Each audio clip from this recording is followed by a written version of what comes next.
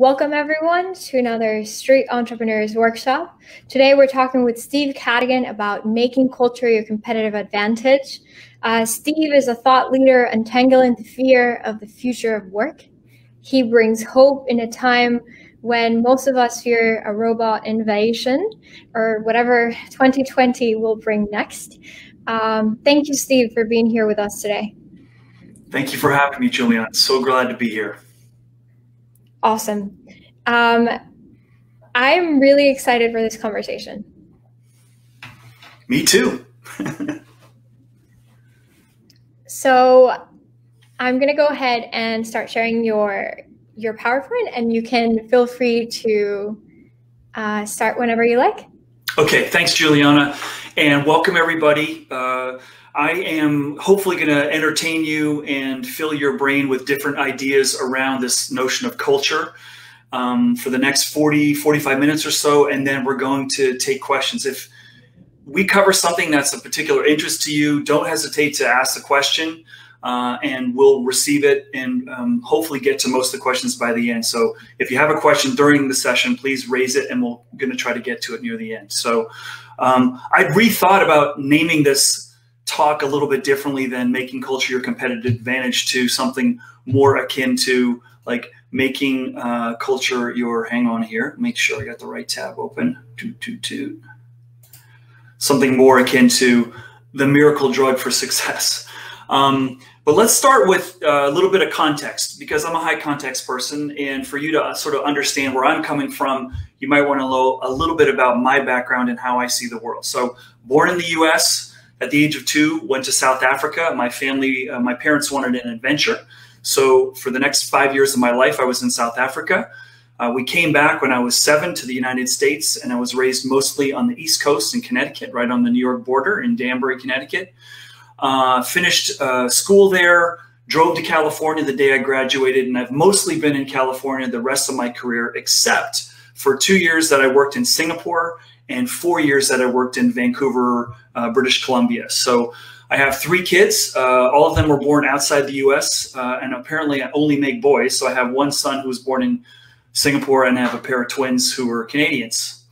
This is the list of companies that I have worked for in my life. So full disclosure, before we start getting into the guts of culture, I am not someone who's ever started a company from nothing. Yes, I have my own business today, but it's a low risk business because I started it pretty much as a retirement business when I finished my regular day job. I've mostly worked in big companies, as you can see, but I've worked in 6 different industries, from fashion, insurance, semiconductor, networking, back to semiconductor. I had a short venture in the video games industry at Electronic Arts, which is great because you can play video games at home guilt-free. And I was the first head of human resources for LinkedIn. And that's probably going to be a big part of the story I want to share with you today, is my first experience building a culture. Most of my life, most of my professional life, I have been in organizations helping change, modify, adjust cultures that were built before I got there. And so many of you sit on the doorstep of opportunity where you have an organization that's relatively new and you have soft clay in your hands. And so in all these jobs that I've had, I've worked in a function which in bigger companies is known as human resources, or in some companies, the evil HR department. But I've been a hugely passionate person around helping people and teams and organizations be the best they can be. And culture is a huge part of that. So as I said, my last regular job, I was the first head of human resources at LinkedIn. And I'll tell you a little bit about that story later, but I was there from 400 employees to 4,000, from 2 offices to 26, and from 2 countries to 17. I joined a university in Madrid, Spain a few years ago called ISDI. It's a digital university, and I'm a member of that university today, helping them design curriculum for the digital economy that we all work in today. And then when I left LinkedIn about 10 years ago, I founded my own company called Cadigan Talent Ventures. And I'm based here in Silicon Valley right now, which we've renamed Smokeville. But today, as I was telling Juliana a few minutes ago, it's the first day where we actually have healthy air in 2 months, which is great. In my role today, I happen to have the great privilege of working with many really interesting clients. some big that you know, that you may recognize on this slide here, and some you may never have heard of, and I never have heard of before. I also am an advisor to some companies, and I sit on the board of directors to 3 organizations, 2 startups and 1 public company. You can see on the right-hand side there, the public company being Perk Labs, which is a Canadian company in the payments industry. Certain is a company in the background check company, and Giroux Glass is in the artistic glass construction industry. So that's a little bit about my background, so you can kind of get a sense of where I'm coming from when I look at this. But we can't have a talk about culture if we don't ask the first question, which usually trips all of us up, and that is, well, what the heck is culture anyway?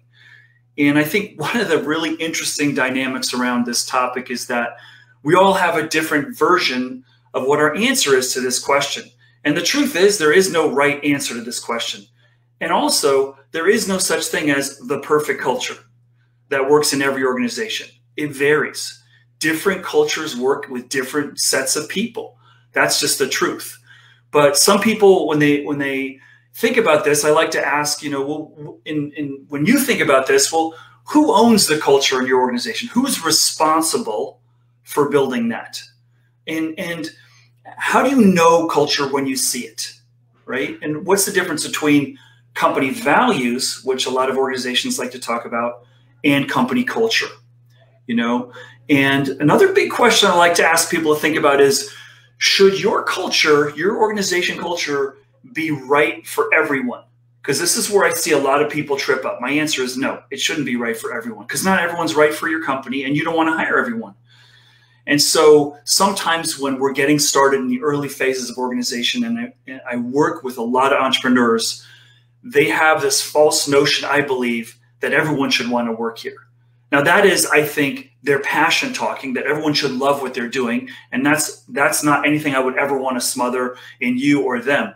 But the truth is, not everyone is a right fit for you based on what they need in an organizational experience, or what they need in a career, or what they need in a job. Okay, common definitions of culture that I come across are things like, well, culture is who you hire, who you fire, and who you promote. And I do believe that a lot of people that work in your organization will get a sense for what's important based on who's being hired, the attributes of those people that you're hiring, who you're letting go, what behaviors you're not tolerating, and also who is getting more attention, who's getting more responsibility, and who's growing, quote unquote, with promotions, tells a lot of the story of what you value in your organization. Other definitions I've heard about culture are things like how work gets done around here, the norms and the behavior that we find acceptable for us to work together and to produce something of value. But I like to look at it in very simplistic terms. I'm a pretty simple person, and I look at culture as more something around, culture is the environment we create so that people and organizations can realize their ultimate success. People can do their best work, and therefore the organization can realize its ultimate possible destiny, okay? But again, you may have a better definition. If it works for you, great. And so one of the things that I find, having spoken about this topic in organizations around the world, at conferences around the world, is that this is a really challenging topic for some people. And that is because for a bunch of reasons. Well, first off, we have trouble defining it, and we have trouble agreeing on what it is, even in our organization. And another dimension is that culture is never static. It's organic. It's a part of who we are. As human beings, we are changing every second. We're growing. We're adjusting. We're learning new things. We're different people from when we started the company to a couple months in. So it's not something that can, be bolted down and not change. It doesn't make sense. If we're all changing, we need our culture to be one that also moves and changes with us. And that feels uncomfortable for those people who are like, no, we want to define what it is. Well, we can define pillars, but they better be pillars that can change over time. I also think that some people worry when they try to define what culture is and look at this topic as challenging, is because they fear a loss of control. We have the wrong culture, bad things can happen. And maybe that's a real fear for some people. And the other thing is, there's this whole yin yang of, in an organization, you want freedom, for people to do their best stuff, but you also need a certain amount of structure. So I was having a conversation, a great conversation just the other week with an entrepreneur. And I said, well, what kind of culture do you want in your business? What, they're very early stage. And they said, well, I want one where everyone has the ultimate freedom to do their job any way they want to. And so I asked them, well, what if two people start doing the same thing and they're not communicating, or they're working on something in parallel and it's going to be organizationally inefficient, but you've just now given them the ultimate freedom? Where does shared accountability come in? And where are we going to be able to have the organization figure out how we're going to avoid redundancies, for example? Okay, so you give ultimate freedom, that could be taken in lots of different ways. So anyway, it's not an easy topic. And again, I have a perspective. I think I have had a reasonably good experience with my, helping grow certain cultures and helping adjust. But again, the most important thing I think is that you have to find a culture that fits you and your team and your organization that you feel good about. And please, please, please, if you are not sold on culture, if you think culture is not that important and doesn't need to be a competitive advantage, please don't tell your team you think it's important. Because the worst thing you could do was talk about how important culture is and come up with all these guidelines and pillars of your culture, and then you behave differently. Because then it's worse than if you did nothing at all. So if you really care about it, if you really believe this is a differentiator, and I think that you do, otherwise you wouldn't be here today, I think there's ways that we can leverage culture. And I learned from my LinkedIn experience that we can leverage culture to unlock enormous power and magic in an organization. But here's the biggest false assumption that I think people have around culture when they're thinking about it, and that is that it's perks. It's the foosball, it's beer Fridays, it's ping pong table, it's the espresso machine. That's not culture. Those are indications of what your work environment is like. And they're signs that you show the outside world or people that you may want to hire that you like to have fun. Okay, great. But that's not culture. And this is where I think Silicon Valley has really tripped up the rest of the world because of the arms race for talent, created this, what I call the perks arms race, where everyone had to have a sushi chef, or we had to have a daycare center, or we have to have LeBron James coming in, or we have to have Drake singing at the company picnic. Like, come on now. That's not culture. That's just an arms race for attention. So be very, very careful here not to confuse this stuff. This picture here, this is not culture. These are attributes of your work environment. And maybe they indicate part of it, but don't get confused. All right, so when I think about what culture I would want to build today, if I'm in your shoes and I'm starting to build a company, I think the first thing that I want to do is say, well, what's the work environment like? What's the business environment like for me to think about how I'm going to differentiate my place from all the choices that everyone has to go to work in? And the best quote that I have to start to talk about this is this quote here from Reid Hoffman, chairman and founder of LinkedIn. Had a chance to sit a couple of doors down from him for about 4 years at LinkedIn. And one day he was asked this question, and his answer, I think, is really great. Someone said, hey, Reid, who's your biggest competitor? Who keeps you up at night? And his answer captures it so well. Reid said, I'm more concerned about the company that hasn't started yet than one that exists today. And that, I think, describes the world that we live in today, which is, it's not just, you shouldn't just be concerned about what the competitive landscape is of companies that exist. You should also be concerned about someone building a paradigm that could obsolete your business model out of nowhere. And so if that's a concern, if this is a reality, and it is, look at all the unicorns, look at all the disruptions that have happened in many of the organizations that we all talk about, the Airbnbs, the Ubers, the Lyfts of the world that have changed business models seemingly overnight. How does that make us think differently about the people we want in an organization or the kind of business that we're in? Because when I read something like this, and I believe this is to be true, I think I need an organization that can move quickly, that is very agile, that's very adaptable to a highly dynamic, highly globally competitive work environment. So when I'm looking at people today and I'm helping people build what are the attributes of key people that you should be hiring, the first and most important thing is, can this person learn new things quickly, and are they able to adapt? Because we know whatever business we're in, it's going to be different tomorrow, it's going to be different next month. That's why I'm not a big believer in job descriptions, because as soon as you write one, it almost becomes obsolete. Now, this book here is called Built to Last. For those of you that haven't read it or may not have heard about it, it's the best-selling book on leadership that's ever been published. And the core thesis of this book is that to build a company to last, to build a 100-year company, you need to teach people how to fish. You can't show them, you can't fish for them, okay? I think that's great aspiration. This book was published in the 90s. And it sold more, as I said, than any leadership book in history. But I want to ask you something and just have you reflect on it for a second here. How many of you are building an organization today with the intention of it lasting 100 years? Is that how you're thinking about your decisions? Now, I'm not saying that you should. I'm just saying how many of you are thinking like that? Because when I look around my neighborhood over here in Silicon Valley, I can only list a couple that I think are really building a business to last 100 years. And I'm not saying that's because everyone else is not as wise or not as astute.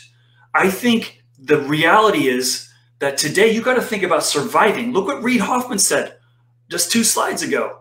I'm worried about a company that hasn't been invented yet upsetting my business model. So I think if these guys were to write this book today, and Collins and Porras, really, really smart people, and this book is worth the read. But if they were to publish this today, I think they would change the title from Built to Last to Built to Win Now. I need to win right now because someone can come and knock me off quickly. So that, I think, goes to what kind of cultures we want are ones that can move quickly, that can learn quickly, where information flows really, really well, where people don't have to wait for management to make the decision, where decision is pushed down. And so I think that's a powerful asset to think about when you're thinking about your culture. So let me give you an example of someone who's done a little bit of work with Eventbrite. I was an advisor there for a couple of years. Here's Julia Hartz, super, super interesting person, built a company some of you may have heard called Eventbrite. Their world went upside down when gatherings and events of people more than 2 or 3 sort of became banned on a global level. Think about how hard her business pivot has had to become. But when she was building her company, she started out with this model like, I want to be the place where people just have a great time, where they just love what they do. And over a couple of years, as the business started to grow and they started to reach a few hundred employees, the business performance started to struggle a little bit. And Julia woke up one night in a cold sweat and she said, I had a culture nightmare. That I woke up and I said, I have created the happiest, most mediocre company ever. And so she really started to struggle with this. Like they had their, karaoke night and beer Friday, and they had, dress up like Goofy Day and wear your pajamas and all these fun things, but the company wasn't performing. And so she's like, she got caught up in the perks arm race, just like a lot of us have, trying to compete for talent here in Silicon Valley. So she started to think differently about it. And she started to realize after talking to many people in her organization, what really motivated people more than anything, more than the perks, more than the beer Friday, more than all those attributes, was being on a high-performing team. That's what got people jazzed. We're winning. We're making something the customer loves. We're making something that makes a difference in people's lives. That started to get people excited, and that started to raise the belief and the joy of working on her team. That was greater than all the free food, sushi chefs, cruises on the bay, than anything else. I think this is a really great lesson. If you want to find, you can look up the talk she gave. I found it on YouTube. It's really, really fascinating. But here's another really interesting thing she said, back to the earlier point I made around the organic nature of cultures. What she said was, I want to grow a culture that's sustainable and never stops evolving. Think about that. How do you grow something and build something, a culture that's always evolving, And so I think my story that I'm going to share with you on LinkedIn is going to help answer some of that. Here's a photo that was taken on Wall Street, right in front of the New York Stock Exchange. I took it with my mobile phone the day we went public on May 11th in 2011. Incredible day for me. I've never been a part of going public, if you will. It was always a dream of mine in my professional career. And I got to go and sit in the New York Stock Exchange in that bell tower and open the day of trading the day we went public. An incredible, incredible experience. And so let me tell you a little about that story, starting with the end point. In just under 9 years, LinkedIn became valued at around $26 billion. Microsoft acquired them. The time that I was there, the average tenure of my employees was only 9 months. That was the average tenure that people were actually there, because we're doubling the size every year. 400 to 1,000 the first year, 1,000 to 2 the next year, and 2 to 4 the next year. Unbelievable. And so everyone's just all new. And so that challenge of doubling revenue while doubling your size of the organization is incredibly, incredibly complex, because it's not just growing people. You're growing in different countries, different time zones, different country cultures, different microcultures on top of your corporate culture. Super, super complicated. And I'm fortunate I still have a head of hair. I lost most of my dark hair in the process, but it was pretty incredible adventures, as I mentioned to you, growing in some of these countries. It's not linear growth. It's like exponential growth, and really doubling revenues every year when everyone just got here. I think one of the biggest things we solved for in this was, like, how do you actually build revenue when all your managers are doing is hiring people all the time? I mean, doubling your staff every year requires a lot of effort. And we didn't have a very big recruiting team. And we're still recognized for the last 20 years, one of the highest performing IPOs as measured by stock performance. So share price that when I was there went from $350 to $267 a share. As I said, it was sold to Microsoft. And for me, this was kind of an adventure of a lifetime. Nothing like I thought it was going to be. And I thought, having come from big companies, well, how hard can it be to like grow a culture? Well, it turns out really, really, really, really hard, and way more complex than I thought.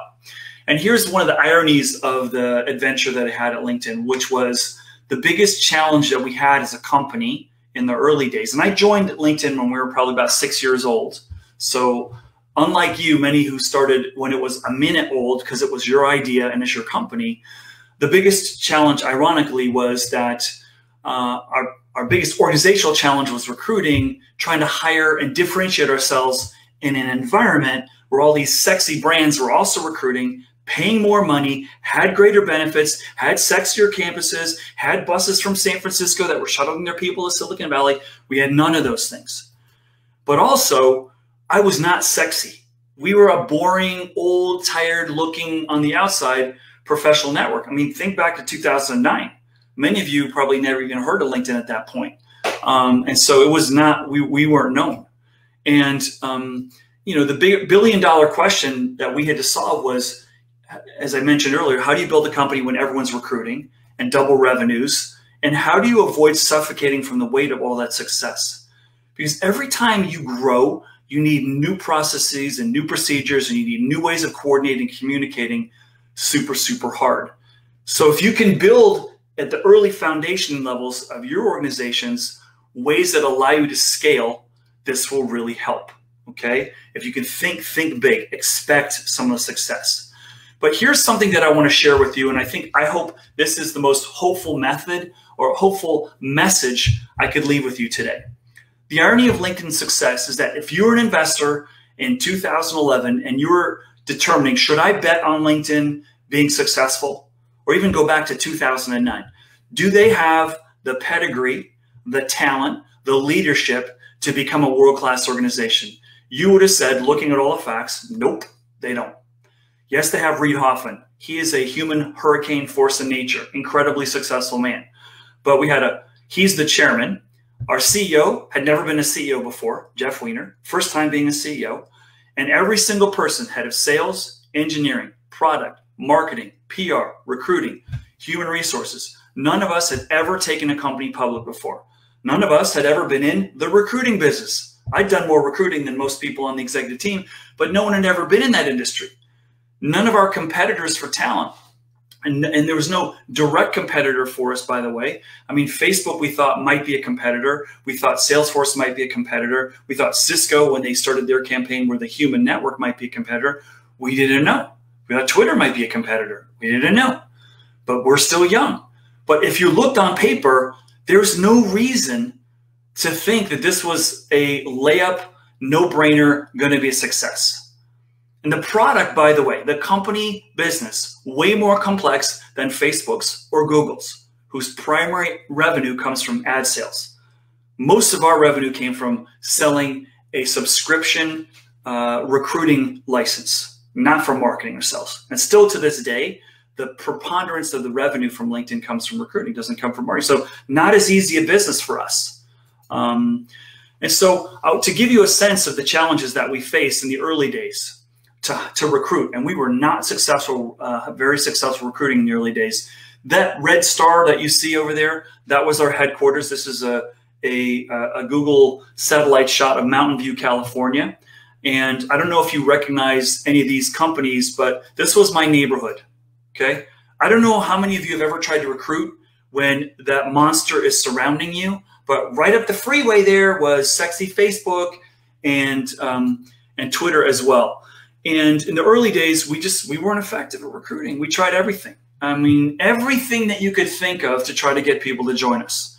Job fairs, sourcing, pizza parties, recruiting bonuses, referral bonuses, hired more recruiters, getting signing bonuses. We had brainstorming sessions with our board of directors, marketing campaigns, did everything.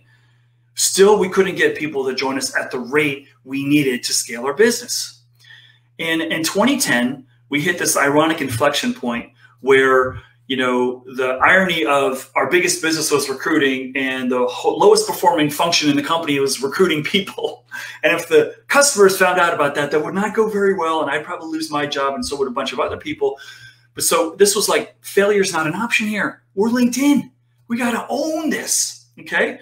I'm starting to have like flashbacks and start to shiver like I was back in the day just talking about it now. But we hit a point of significant stress because of our inability to hire people. And this is all germane to the culture discussion because it landed on culture being the reason how we got our way through it. So I'm just building up to that right now. And that's why it's important for you to understand the backdrop.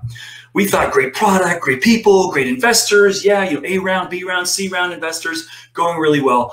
We hit a super crazy inflection point where the job market started to really heat up, and Google and Facebook got into an arms race and they started doing $1 million counteroffers to each other. And it was insane, like insane. The joke inside Google was just get an offer from Facebook and Google will double your salary. Even if you don't want to go, just go get an offer. It was that kind of craziness. Meanwhile, our offer declines was rising, not declining. So we were getting pretty stressed out because we had really ambitious plans, but we couldn't act on those plans because we didn't have the people to do it. So we finally faced these big questions that really helped us answer and unlock our ability to be successful in the world of recruiting and growing an organization. And these are questions that I really think if you haven't asked, you should definitely ask, because these are the keys to unlocking your culture. Question number one, why would someone want to work here? Okay, now you may think, Steve, that's the best you got? Like I made time here in the middle of my day to sort of see this webinar. Why would someone want to work here? Yes. Why does someone want to work here? We all think, oh, someone wants to work here because we're sexy, we're cool, we got a great product, we're changing the world, we got great investors, we're going to make a lot of money, we're nice to work with, we're all good people. Guess what? Everyone says that. Everyone. So what's unique above and beyond that? And so that gets to question number two. What assets do we have to attract people? Do we have a tech luminary? Are we solving something that no one else in the world is solving, something so complex it's never been solved before that matters? What is it that's unique about it? You have it. You may not think you do. But start with these two simple questions and it will help you unlock, well, who are you? It's sort of like an identification of who you are as an organization, who you are as a people. What's the fabric? Why does someone want to work here? And so when we started to ask these questions, and this was like a 4-hour evening session with the executive team, the board of directors, and we're like, we cannot go any longer without solving this recruiting problem. We finally answered it. We said, people, we are solving something more important than Google, Facebook, Twitter, Zynga, Groupon, they're solving. We're helping people find their dream jobs. We're helping the children of our members ultimately be able to find their dream jobs. Do you want to help solve that problem? Or do you want to go over at Google and buff the trophies of all the engineers that built something before you, be engineer number 7,000? Or do you want to be engineer number 20 over here at LinkedIn and put your fingerprints on the code of changing the world? I don't know. Do you want to go to Facebook and help kids develop their short attention span capability and not do their homework? Sure. Or do you want to help people find their dream jobs? I don't know. What do you want to do? And so we started to see we got a problem that matters to the world. That was anchoring for us. Okay. That allows us to fill our story beyond, we're cool, we're sexy, we've got a lot of good investors, we're going to make a lot of money, we've got a good work environment. No, we're solving something that matters. Meaning matters. What are you doing that's meaningful? You need to get real clear about that, and you need to be clear about that in your messaging when you're thinking about recruiting. And then we start to say, well, what assets do we have? Do we have a tech luminary? That's what technical talent wants. They want to grow and learn and work on cool stuff and change the world. So we looked around the room. Does anyone know a tech luminary? Or do we have a tech luminary in the company? And everyone's like, no, we don't. Okay, does anyone know a tech luminary? And one person raised their hands like, yeah, I know James Gosling. And so I go, the Canadian actor? Like, what do we need a Canadian actor? They said, no, that's Ryan Gosling. James Gosling happens to be the founder of Java. And every Friday hangs out at the bar outside of our organization at the corner. Why don't we invite him here so he can hang out and share with our engineers what his thinking is about the future? And so we started to get creative about that to try to find different ways of getting the mind share, so that when James Gosling was over on Fridays, all the engineers from Google and all the buildings around us would want to come to our building and see what's going down. And it almost got to the point at LinkedIn where we would measure our success on a Friday by how many Google bikes were left in our parking lot at the end of the week, because the security pickup truck would always come up and pick them up. But this was a defining moment for us. Don't get me wrong. Like, I really believe a lot in culture, but I'm not a big believer in culture posters or badges that say, oh, customer first, honesty and integrity, get results. I don't believe that. I believe culture has to start right here in your heart and has to be connected to your mind. You got to believe it in your soul, in your gut. And don't make it up. Don't feel like it has to be some architected, academic exercise. You have to feel it. And if there's not harmony between what you really feel and believe, when you talk about it, people will know. And so we were trying to figure out, well, what's our culture? What's our culture? Why does someone want to work here? We came up with 2 words, career transformation. And this is the really interesting thing about career transformation. These 2 words were the same 2 words for what our members receive from us and what our employees receive from us. Why would you want to work here? Because we're going to help people with their career transformation. Why do you want to work here? Because being an employee here will be transformative for your career transformation. We try to come up with all kinds of definitions of our culture, and then we would quiz ourselves and we would forget what they were. But these 2 words, and when you have alignment between what your customer value prop is and your employee value prop is, and they're the same thing, it's really powerful because it's easy to remember. You don't have to study it. If you have to study what your culture is that you wrote down in some weekend retreat that you had with your leadership team, then it's not right. It's got to be right there, right forefront of your mind. Okay, I'm getting excited here. All right, so what did we do to make LinkedIn the best place you ever worked? What we did was we started to say, we're going to create career experiences. I want to give you 2 stories because they typify how we thought about this. And again, some of you are a lot smaller than 400 when we started doing this stuff, but I want you to see the arc of the whole method of how we got to where we got to. Experiences matter. Michael Nguyen was in accounting, and he every weekend had a doggy hot dog diner truck that he and his family did, and all he did was talk about the relishes that they made on the weekends. Well, one day we were big enough that we needed a food program inside the company, and we needed someone to manage it. So we went to Michael and said, hey, we know you love your food. We also know you love accounting, but would you like to change your job from an accountant to become someone who runs our food program? He couldn't believe that we would ask him to do that. He didn't even blink. He said, absolutely. He goes, what's my job title? We said, I don't know. What do you want it to be? He says, I want you to call me the food guy. And so we said, fine, Michael, you can be the food guy. What do you think he did when we did that? He tweeted the heck out of it. He told all his friends about it, and poof, amplification. Career transformations happening. Catherine Porter is another great example. Incredibly successful business development specialist in her organization. One day overhears a discussion in the conference room next to her that says, hey, we're thinking about getting into Japan. And so she goes, knock, knock. Hey, can I help on this project? And they say, hey, Catherine, nice to meet you. Actually, we're good. We got a lot of people in this project. She said, no. She says, I'm really interested. And by the way, I'm fluent in Japanese. And they said, what? You are? And she says, yeah, it's on my LinkedIn profile. So that happened a lot, by the way. She became after a few weeks of discussion, the acting country manager of Japan.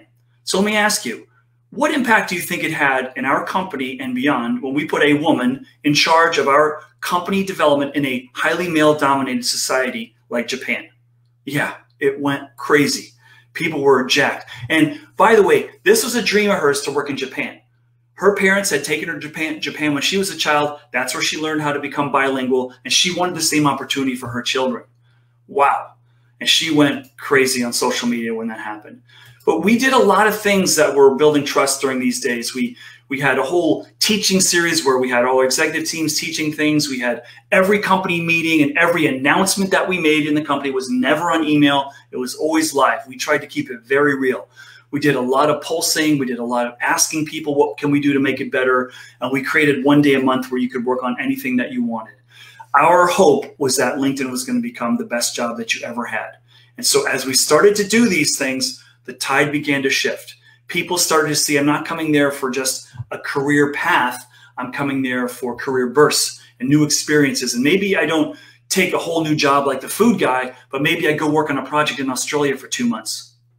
And we started bringing in speakers from the outside, the James Goslings of the world, Deepak Chopra, Susie Orman. I mean, I could go on and on, just amazing, mind-blowing people, philanthropists, business leaders, military leaders, people from all over the world. It was really, really phenomenal. And so we got so aggro on recruiting, we actually broke the recruiting process into 300 steps. That's how aggro we got. We measured everything. And the tide started to shift. People started to really see we were serious and we had game. And we asked people the most important question that I would encourage you to ask to understand whether you're building something that really matters. And that is what I call the Employee Net Promoter Score, ENPS. Would you recommend this company to your friends? And for those of you that aren't familiar with the ENPS Net Promoter Score, anything over 70 is world-class.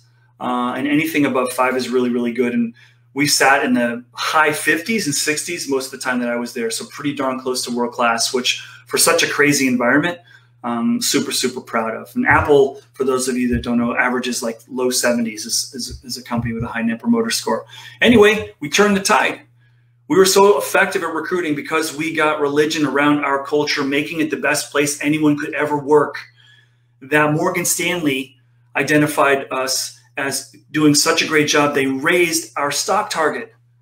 I think my recruiters that day grew 3 inches. And I used this article that was put on Business Insider as my performance review with my boss the year this came out. When it came time for me to say, how did I do? I just printed the article and go, there you go, which was the shortest performance review of my life.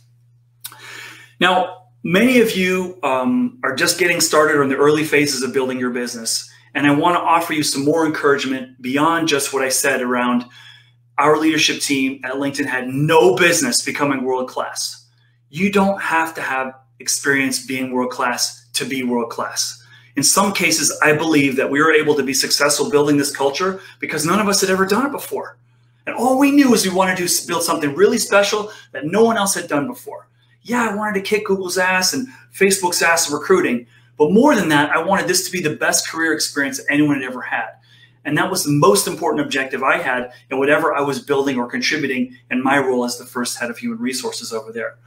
But something interesting I want to show you when we look at some of the most revered, most highly valued technology companies, most of whom I think on this slide are US-based. Look at the median tenure of how long people are staying in these companies, okay?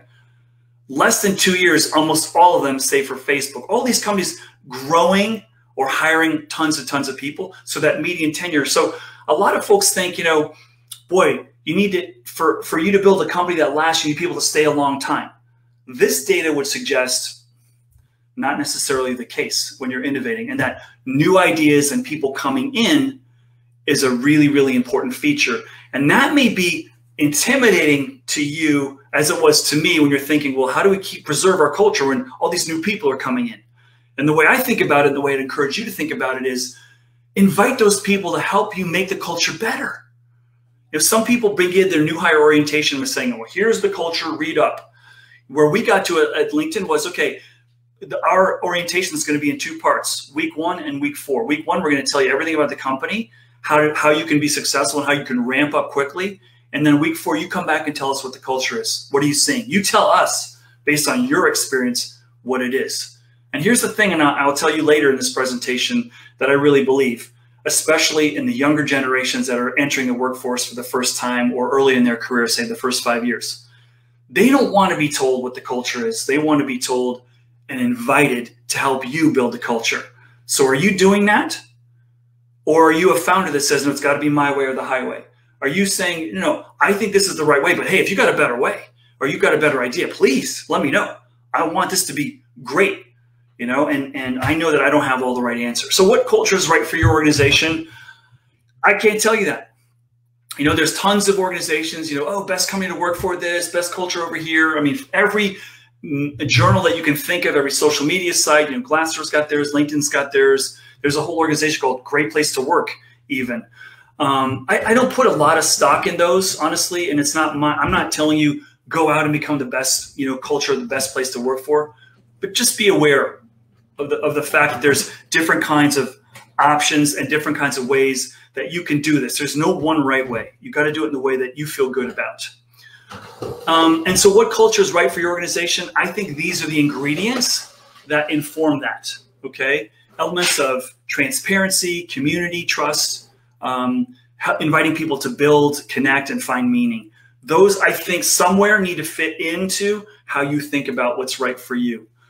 The other thing I will say on this is that if you haven't gotten real formal in your thinking about culture, I do want to let you know that if you have 2 or 3 employees, you already have a culture because you've already started to determine what time you come in, how you dress, how you communicate, what information gets shared, what doesn't get shared. You've also determined, and this is a really interesting one, which I had a conversation about the other day with somebody, which is your email IDs. Are you using first name at we'reacoolcompany.com or are you using first initial last name? So let's say Susan is the first employee and the founder of her company. If she does Susan at mycoolcompany.com, what's the next Susan that Susan hires? What's her email going to be? Can't be Susan. It's going to be probably s.last name at susanshotcompany.com. And so now when everyone's emailing second Susan, they're going to know, oh, well, she got here later. She wasn't here early. And now you've got a difference of identifiable difference of when someone got there. And I've seen that stratification cause friction or cause like we were here first, you got here later, we're more entitled than you are kind of stuff. So be careful of being aware of all the little things you're doing now that are already building your culture. Okay, getting up to near the end of my presentation. Last couple of slides here. Please, please, please, please, please. I am not telling you build your culture like LinkedIn's. I'm not. I'm telling you we found a way to make it our competitive advantage. Now, I see busloads of people every day in Silicon Valley pre-COVID, maybe they'll come back, wanting to benchmark. Google is notorious for having hundreds of buses, hundreds every day come to their campus. People want to know what's the secret sauce, what's the secret sauce. And I tell them like, listen, you're not Google, you're not Facebook. Look at what they're doing, but you're not in their business. You don't have their employees. You don't have their founders. You don't have the same, demographics that they have. Take a look at how they got to what they got to and borrow and utilize pieces that fit for you or make it your way. Okay, like I said, if you are coming up with a culture because Netflix said this or Google said that or Disney this or Apple that, and it's not yours, people are going to know that. And you're gonna hit a point of friction. Like, what do we do? I don't know. What did Steve Jobs do in this situation? Well, that's going to slow you down. And people are going to know it's not authentic. So build it in your own way and make it part of your secret sauce and make it special. And I think, like I said, I really think people want to build a culture today and not necessarily be told what it is. So last final slide here and some musings for you I have on it. Kind of a summary slide. Culture's always evolving. It's never static. Everyone owns the culture.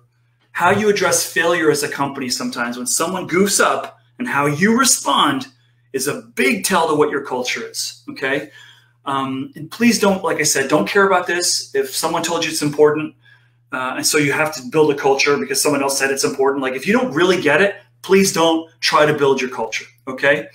A culture easily understood is a beautiful thing. Don't get tangled up in building a poster or a badge. Like, build the culture that you know it easily. Okay. And you can express it really simply. And it's not about perks.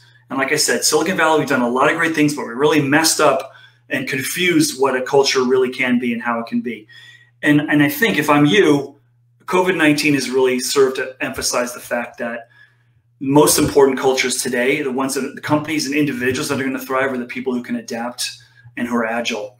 And so I want people in my organization that can adapt, because I know our business is going to change. So think about what could we be doing in our culture that is either stifling adaptability or promoting it. That's what I'd really want to know that.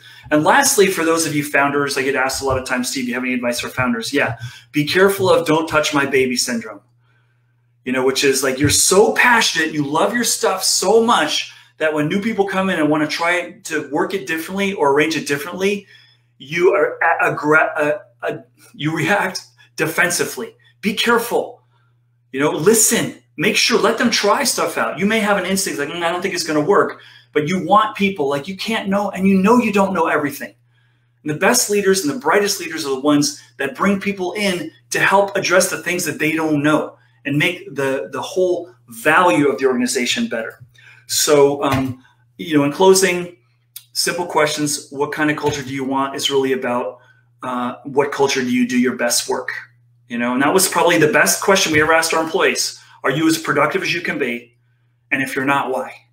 What can we do to untangle, to block and tackle all the things in your way? It's too noisy, the cubicles suck, it's too loud, whatever it is, your commute's horrible. We want to try to address that for you, okay? So I encourage you to go out there and make it your competitive advantage. So Juliana, that's it for my main presentation. And I'd like to shift to any questions that people have. And I want to thank all of you guys for putting up with me getting all wound up on this topic.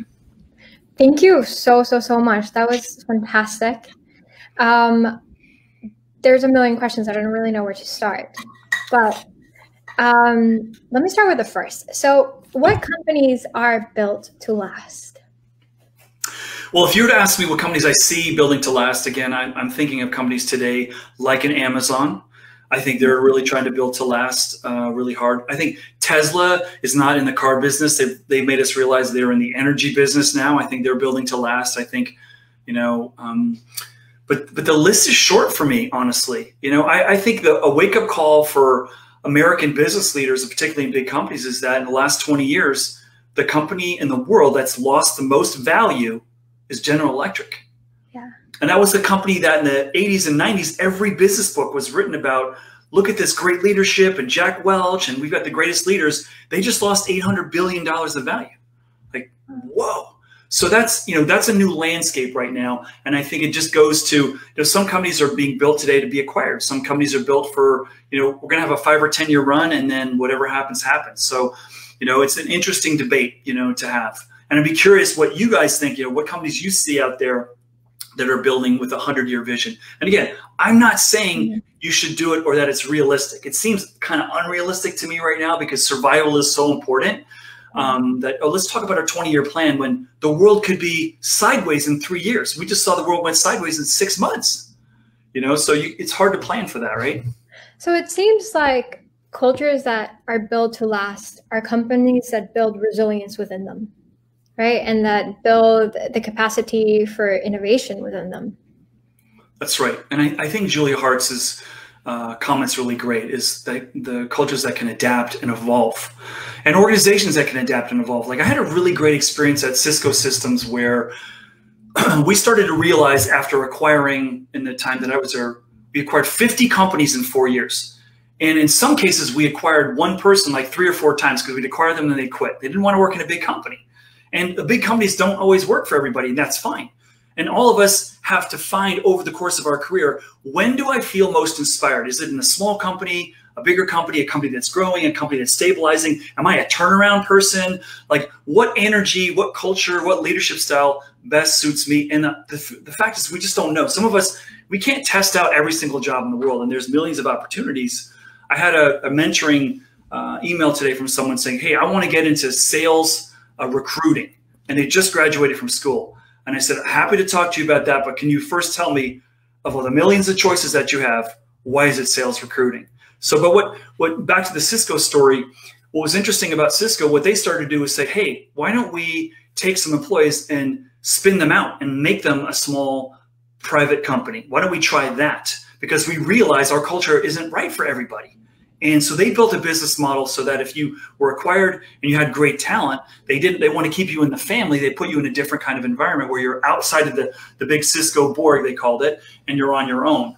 So it's just interesting how companies can take different approaches where they're not trying to be the one that solves everything. Because I do believe, honestly, Juliana, I believe innovation happens better in the open market in smaller spaces than it does in huge, big organizations. That's just my advice over time. I think that's probably why big companies always want to work with startups, because it brings in innovation. So you mentioned that job descriptions change pretty much as soon as a person gets hired. What is an alternative to a job description? So where I think job descriptions are going to go is more sort of, we're going to promise that while you're here, you're going to grow, learn, and develop more than anywhere else you could possibly go.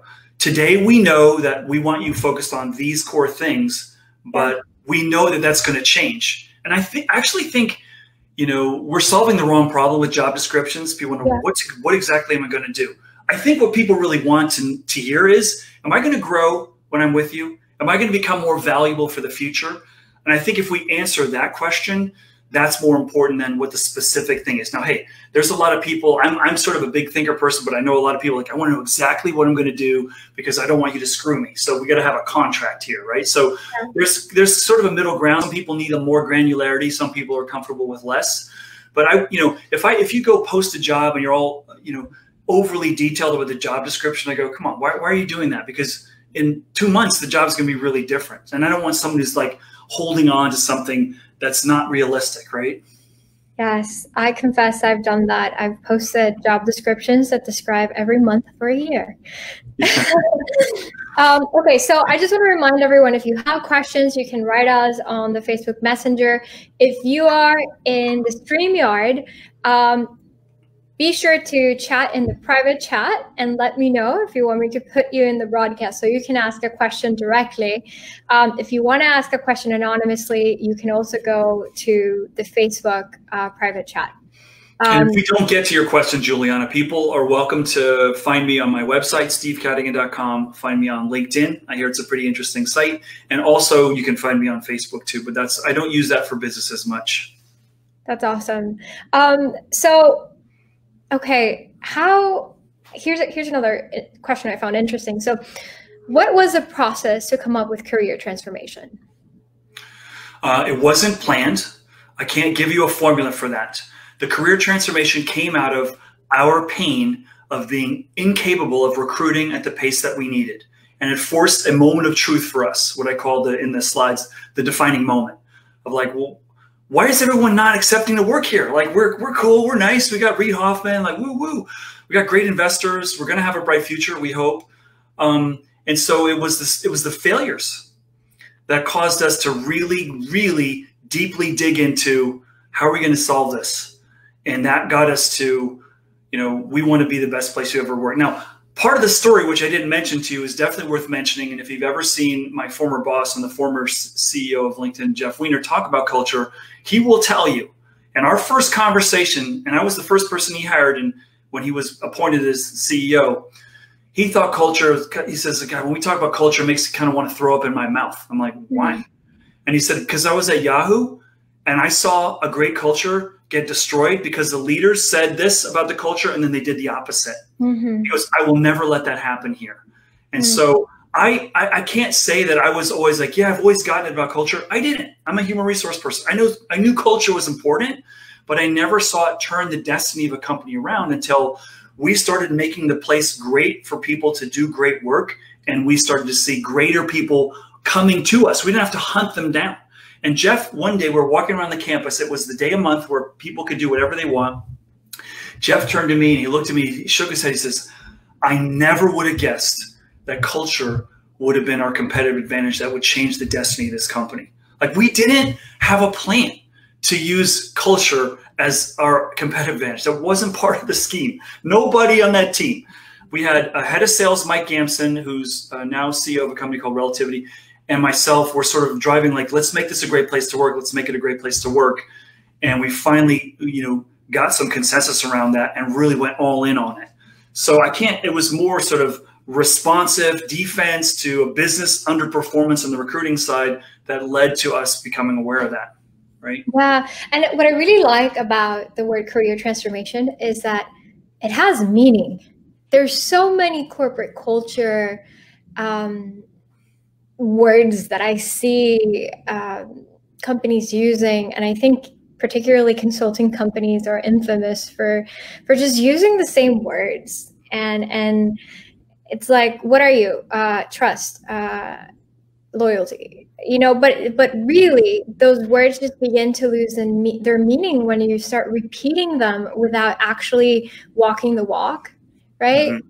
And I like that. It's unique. Why do you think so many organizations just choose the same words? Is it that we all want the same things, or is it that they're just like, okay, what sounds nice? Like, why do companies fail to really do the deep work of like figuring out, okay, what makes us unique? And if you are doing that work, where do you start?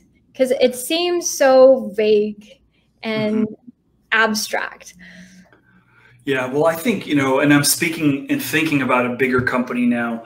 I love walking into big companies and people say, oh, we got a great culture here. And I said, oh, really? Do you have it defined? And they said, oh, yeah. I said, let me tell you, having never seen your culture, I know what half of your definitions are. And they go, what? Yeah, customer number one, honesty and integrity, trust, get results, and they're like, whoa, how'd you know that? I go, because it's generic. Like you went to business school, you did what you thought you should do. And there's this belief, and I don't think it's unfounded, and I'm not blaming anybody, but there is magic in culture. But I think it needs to start from, let's not do what everyone else has done. Let's recognize that to unlock greatness here, we need to be clear on who we are and how we get stuff done in a way that's special. And that's what we want to try to build the environment where people can do their best work and where we can get the best possible outcomes for the most possible people, right? And so it's sort of a trap, just like, why do we give grades to kids in school? Like, why are we doing that? Because now we're just promoting, you got to be number one. And I'm like, I don't want someone on my team that thinks they're number one. I want someone on my team that's going to make other people better, not just themselves, So there's so many things, if we look at the whole system that we built for ourselves, that I think deserves some extra care and attention, right? Yeah. So here's a question that's kind of responding to that. So trust is one of my company values. Many of my employees have had a lot of traumatic experiences in past companies, and building trust is a challenge. What do you recommend? So trust, this is the great thing I love about coronavirus right now, is like you only know if that trust really holds up when something goes sideways. Okay, so I got kids and you say our corporate values trust. Can I trust that you're going to appreciate that I need a different work schedule now because I'm working from home with my kids? And for example, like at one point while we've been doing this broadcast, one of my sons said, hey, when are you going to be done? Because I'm hungry. So I've got a little chat box open. Like, it's only when times are tough that we really know whether those things hold up or not, whether people are really going to do what they say. And trust takes a while to earn. So as a leader, what I always look for are problems where I can show my mettle. Like I welcome problems as a leader because how I solve them is going to show that person where they trust. So for example, in just a small, innocuous, but very common interaction, you're my boss. I'm going to trust you with some information, or you're a colleague. You're hired, by the way. Yeah. You're super hired. But if you're my boss and I trust you with information and it's somewhat sensitive, if I find out you told someone else and you broke that trust, now I know, right? So those are the kinds of things that we find out, right? Very, very quickly. But yeah. Yeah. And I promise we will get your son food very soon. Just a couple more questions. Okay, now I have to pick, which is hard. But I find this one interesting. So I work for the Air Force. How can I influence a culture? It's very hierarchical. All right. So It reminds me of I gave a talk last year, pre-coronavirus. It was probably like 2,000 people, and it was just about, similar stuff that we're talking about now. And someone came up and said, I work for the government, and I've got all these people that just are on cruise control, and they don't want to perform. Like, how should I deal with that? And I was like, well, can I help you with your LinkedIn profile? Because maybe that's not the right place for you, man. It's like, but everyone has motivators. And here's the thing, if you're in a big system, yeah, you can't change the big system. Can you change your team? Can you change your leader? I go, it's sort of culture only holds up as far as your relationship in a big company as your relationship with your boss, or your leader. And so can I influence some positive changes in that dimension that maybe give me a few more things that I want? Is it more freedom? Is it more experience? Is it more authority? Is it more decision-making? Whatever that is. You can't change the big system like that, but you can influence other people.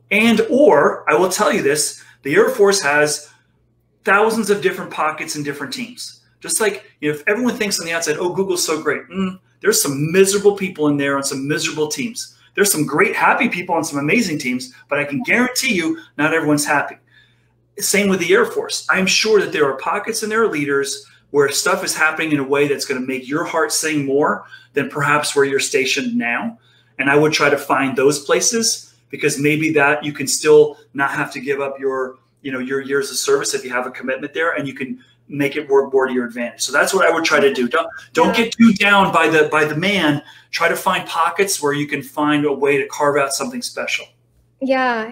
And, speaking of the Air Force, can we talk about gender and culture and toxic communication, which often takes place in a lot of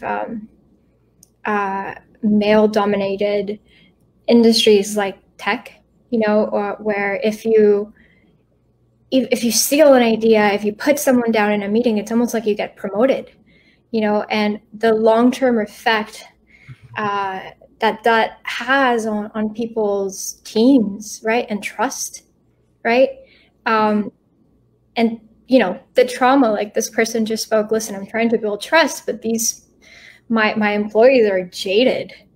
How does gender play a role in the way we communicate and culture?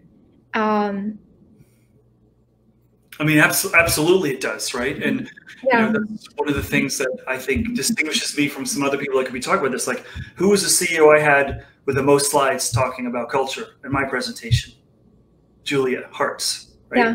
And sometimes when people say, well, there's a CEO and he, CEO and she, we have so many unconscious biases that it's going to take us a long time to untangle right now. And I think it's got to start with awareness. But listen, this is the best.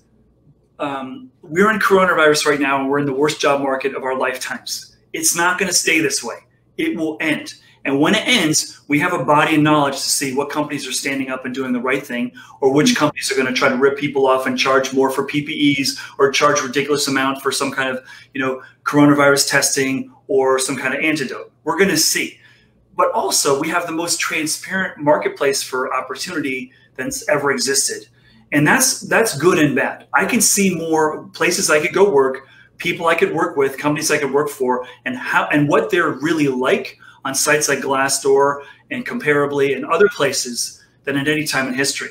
So if you're feeling like I'm hitting my head against the wall here, good news. You have more choice than you've ever had. Yes, it does mean change. Yes, it's going to be something different. But if it gets you to a happier place, what price are you willing to pay? Or what price are you willing to pay to stay somewhere where you may not be able to forge that change, right? And I know it's easier said than done, but career success is really just a couple of simple things. Doing what you want, with who you want, when you want. And if you can work towards that in every different role and take some of the learnings, like, listen, I've learned more about leadership and culture from seeing how it's done wrong than I have from seeing how it's done right. And so, this is why we have the most disengaged workforce in history in the United States right now. The highest number of miserable people. And it kind of doesn't reconcile, because prior to COVID, wages were up, unemployment was down, and people have more choice. So why is everyone so unhappy? Everyone's so unhappy because the value of a skill to you today is this, and it used to be this. I go to school, or I learned something and I can use that for the rest of my career. And now it's maybe 5 or 10 years. And that doesn't feel good. Yeah. So I know it doesn't answer the big question, Juliana, but I do think that that could be a whole, series of these kinds of talks around gender and culture. But I want, there's a lot of organizations that are really, really believe in inclusiveness and diversity, but they still haven't found our way. Like, name for me 5 companies killing it, crushing it on gender and inclusive lists right now. Like none. Crickets. Okay, yeah. I mean, sadly, Did Citigroup just appoint the first woman CEO ever in financial services just was appointed last week, and it's like, whoa, it's a big story. Well, let's wait for the point where that's not the big story, but it's happening more and more, Yeah, and the reason I got to the question really is because we're talking about building a culture, and to build a culture, you need communications, and toxic communications is a thing that could prevent culture from emerging.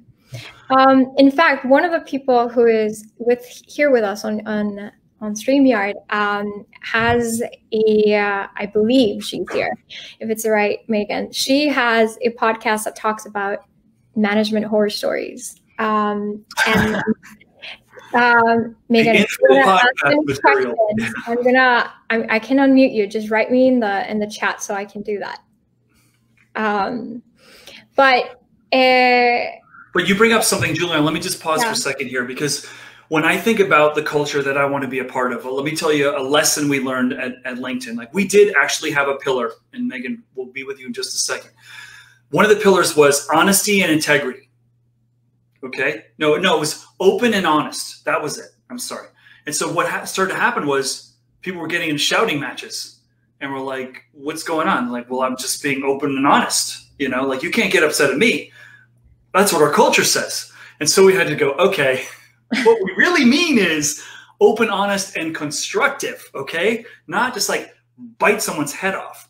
But we, unfortunately, I think we're heading down a path right now where having hard conversations is increasingly rare. And we're losing the art of being able to converse with people around subjects that are hard: race, gender, diversity, politics in the office. And people are digging in on social media, and I'm good and you're bad and I'm right and you're wrong and I don't care what the facts are, and this worries me so much. And our over dependence on technology as a form to communicate versus just, let's have a discussion. It's about we, not me, or not you. It's about us together. And we got to find a way to make this work. And like I said, there are more ways you can find places that are healthier, climates to do work, and you can find those places more. Now, you may not have the family circumstances or the finances or whatever that you can make a change easily, but the opportunities are greater. And hopefully we'll see more and more healthy companies coming out of this, because more of them are getting exposed on places like Glassdoor, right? Yeah, that is so true. And speaking of like race and equity, so many people are using that in their culture, but not really walking the walk. In fact, I was talking to a company. It was a fundraising company the other day. I won't name them, but the reason I went to their websites because I need help with fundraising. And one of the things they claim to care about is racial equity and gender equity. And then I got on the call with them and I asked, okay, how many people of color on your team? They're like, oh, we're working on it. And I'm like, okay, but racial equity is apparently one of your values, but you're not hiring people of color. How does this work? It bothers me much more when people claim something, they actually don't do it, and when they just don't say it at all. But anyways, that's where I'll end. And I want to add Megan to the conversation, because I know she's filled with brilliant questions about culture and business and management in general. Megan. Here I am. Hi. Please excuse the bar in the background. You're getting me thirsty. Oh, wow. Okay. So thank you for this presentation and talk about culture. I know, like in my regular day job, I trying to adjust and having these conversations around culture is like a daily conversation that we're having now, especially in this particular climate. And I work for the school system, so all types of culture changes and culture shifts have happened just in this whole COVID world. But I guess my question is around middle management and culture. And so how do middle managers keep up with the culture shifts, or if somebody else is making some of the decision making around what the expectations are around the culture, but then it trickles down, right? It's you're trying to trickle it down to about 3 or 4 layers. And then you have this new manager that's now coming on board. How do you get the new manager that's now in this like middle management position aligned with the office culture? And then now that they're managing their own team, like continuing that down. Yeah. Is this in a single site, multiple site kind of scenario? Multiple site scenario. Okay. Yeah. So another layer of complexity. Just to add to the layer, yeah. And we never see them because we're only on a Zoom with them. Yeah. This is hard. I don't know a lot of people that have really nailed this. I think, trying to be as authentic, trying to be as inclusive, and especially when someone is new, the onboarding process is really just try to sort of help them navigate. Sometimes this is the thing that I've found is the case is the informal culture. Mm-hmm. The company says this is, or the school says this is the culture, but how stuff really gets done is this way. And helping them understand, like, okay, you need a question answered. Don't go to, Jim, go to Susan, like who are the right ways of doing it. But, mostly the experience of people in an organization is from the frontline manager, like the individual employee that's getting touched by a boss. Mm-hmm. And they have usually more direct reports, and sometimes usually middle managers don't have that many. That's the place where I want to make sure that they're equipped and they know what they're doing, because mm-hmm. they're touching the experience of more people every day. And I think you need to create a fluid, communication vehicle, whether it's a regular surveys or regular pulsing or regular staff meetings initially to sort of say, okay, what's working well, what could improve? Do you have everything you need? And are you clear? But, trying to make sure that messages are cascading sometimes is hard. And if they're mm-hmm. not, you got to try to jump on that. If you smell something that's not working, but we all, it really is amazing we get along as well as we do, given how we're all from different backgrounds, cultures, families, with different values. And for people from different countries. And one of the things that I think that's helped me is having, grown up in South Africa, having lived in countries that hated America, having been in places where when I was in Singapore, we're surrounded by Indonesia, Malaysia, hate America. And we were at war. That was when we were at war in Kuwait. And it was just like, you would get a text message saying, okay, today, know how far you are from the U.S. Embassy if something goes sideways. This is really, I think it helps inform a greater appreciation for difference of point of view, Yeah. For sure. For sure. Megan, thank you for being brave and coming out of the StreamYard. No worries. I appreciate audiences that are by a bar. I really do. Yeah, I like interacting and talking to people. So, awesome. And management and leadership structures and the complexities of it all are always interesting to me, for sure. That's awesome. Mm-hmm. Okay, so I'm going to let you go, but we just got a really good question in. This is the last one, I promise. Okay, I got time. If people are not bored and they're not dropping like flies, I can go further. So here's the last one. So how do I get my engineers to talk about culture? How do you get them to talk about culture? Okay, well, first you got to lead them to believe it's important to talk about it. And then I guess the question is, well, what do you want to know in talking about culture? So if you're working with the age-old paradigm that a lot of engineers are typically introverted and they're in heaven right now because it's COVID, they can shelter in place. I think it's sort of like, ask them like what part, I would reframe the question and have it, I guess, not be about culture, because that could be pretty direct, and have it be more like, what can I do to help you do your best work? Or what can we do differently that's going to make this more inspirational for you or allow you to unlock, new possibilities, Usually engineers are usually part of a team, and, having folks work together on that is kind of a good project. So, that usually like sitting across with your arms across them and saying, so tell me about the culture. Like that's not going to do it. That's you formalize the situation. So I would try to find an informal setting, a way of bringing it up that's not, maybe even using the word culture, but just more around, are you as productive as you can be? What's different about working here compared to other places? If you could change some things, what would they be? And invite that. But please don't ask that question if you're not ready to do something about it. Because that just gets you back to the companies that say we're all about race, and then actually that's window dressing. We don't really care. Yeah, or we care about gender equity, just not enough to put a woman on our board or executive team. Yeah. Right. So thank you for being here with us today. I appreciate you, and I'm so grateful. Any last words of advice for people who are starting companies and want to do it on the right foot and set a culture from the beginning, one where all the employees can really collaborate to co-create? Yeah, you're walking, and again, my incredible respect for all of you that are in that phase. I've not done that. I have enormous respect for you. I think that being mindful of inclusiveness, that people want to help build something great, and set the example yourself. Don't have this conversation if you're not ready to. It's okay. Appreciate and recognize that your culture is being built already by all the things I said that are already happening. And if you have a number of people in your organization, say 5 or 10, you're going to see it. It is much harder getting from like 0 to 250 than it is from 250 to 500. And then it's much harder getting from 500 to 1,000 than it is getting 1,000 to 2,000 employees. So the hard work's now. I do believe if you lay the foundation right, and you're not going to get it right, okay? You are not going to get it right at first. Yeah. This is not about leaders today cannot be perfect. It's like we have too much information to consume all of it before we have to make a decision about some of this stuff.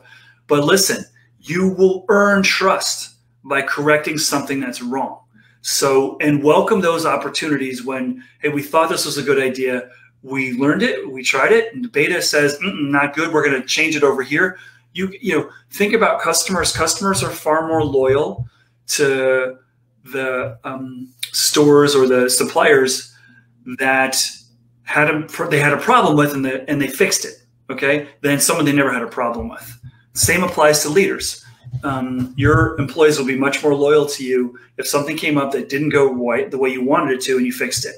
So just try. And again, if you've never built a culture, well, you can't get it right the first time, and try to get some people around you, try to get some advisors, try to get other people whose opinions you value to help you think about it very thoughtfully. Yeah. Yeah. So there's 300 steps in recruitment. You mentioned. What is the first? What is the first? At least is you got to know what you're hiring. What are we hiring? Really? Do we really need that person? Okay. And are they in the right place? And are you sure we don't have someone on the inside of the company that could do that job before we go post some job on the outside? Yeah. Okay. I could just go on. Okay. Cool. Next session. We'll do that next session. We have to get your son some food now. Thank you so much. We appreciate you. Thank you for being here, for taking the time, and for responding to me. Seriously.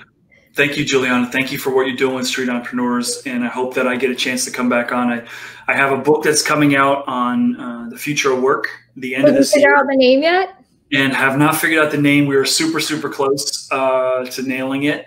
But I hope I get a chance to come back and share some of those insights with the audience sometime around January. I'm really excited to read it because I want to read something hopeful and thoughtful about the future of work. Whereas everything that I see now is like, we're just give up now, move to Mars. Well, in California, we can totally relate to that. We couldn't even see out the window last Wednesday. Yeah, so dark. Sorry. Stay safe.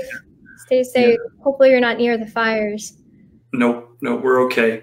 All right, Juliana, thank you so much. It's been great. Bye. Take care. Bye, everyone.